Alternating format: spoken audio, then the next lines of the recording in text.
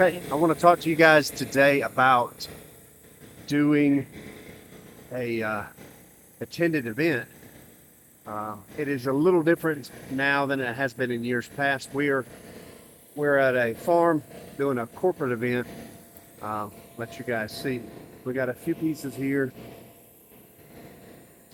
They're doing a trade show for plumbing pumps, those kind of things. And we're basically the children's entertainment.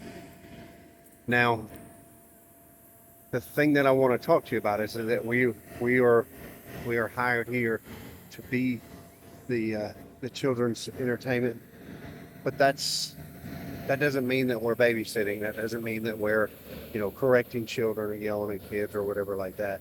We're literally making sure that the rules are being followed, that the equipment is installed and operating properly, and that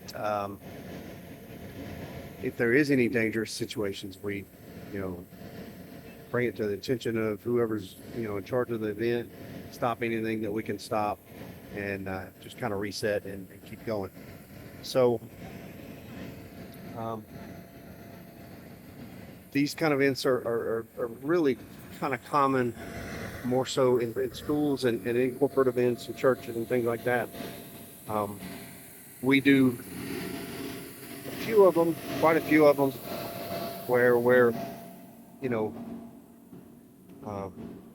looking after a large amount of kids. This particular event is really nice. We've been doing it for several years, and there's not a lot of kids. There's probably 10 or 15 kids that are here for the whole event. So, it's not a big deal. Every once in a while, we'll get a big kid that mixes in with the little kids, and we'll have to kind of separate them. But good paying gig, but good renter. Been for a lot of years, and we give them a good price, and they take care of us. So some things that I want you guys to remember and to kind of keep in mind is that you don't get onto somebody else's kid. You certainly don't put your hands on somebody else's kid, no matter what the situation.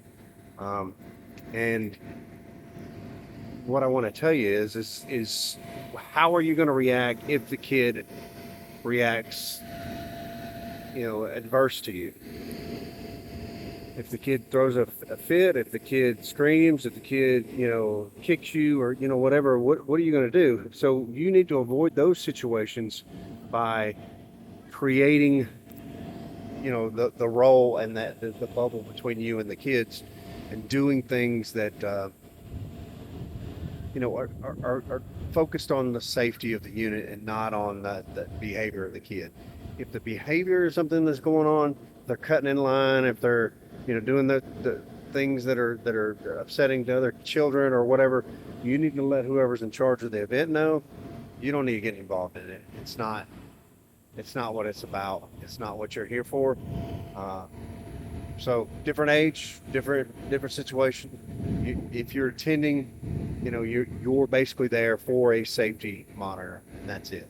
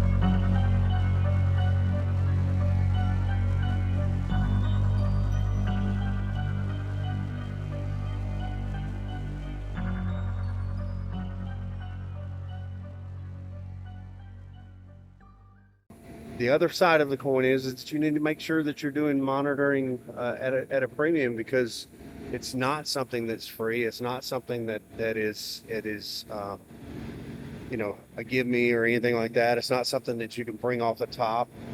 It's something that costs you time and money, and that creates a situation where you're, being drawn into something that is away from everything else that's going on. So make sure that you charge a premium. We do 25 an hour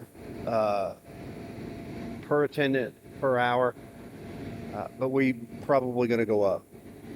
And again, that's probably on the low side for most of you guys, but $35 an hour, $40 an hour is not unheard of, because this is a different age. So got to keep that kind of stuff in mind, and keep people understanding that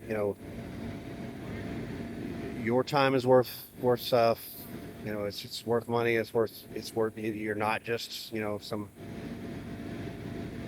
toy group and you're just having a good time at their event. That's not what it's about. You're there spending your time, so it should be worth some money. But anyway, attending an event is a good way to make some extra money. It's a good way to augment some income for some of your employees. It's a good way to create a situation where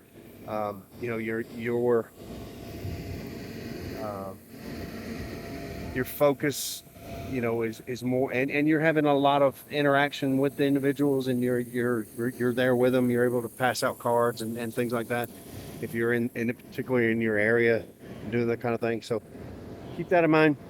It's a good thing. It's not a bad thing. Again, corporate events usually play good money, and then the attendance fee is usually good money as well. So it's kind of a win-win all the way around. As long as you play it right, you cut yourself short, then it's going to be an ordeal, because you're actually going to be working. Appreciate it. Tell me what you guys do for your attendant.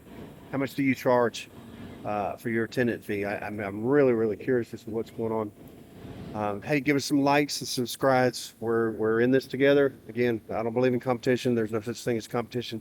Keep it up. Keep pushing, and keep making that money. Help each other out. And if you guys need anything, let me know. See you next time.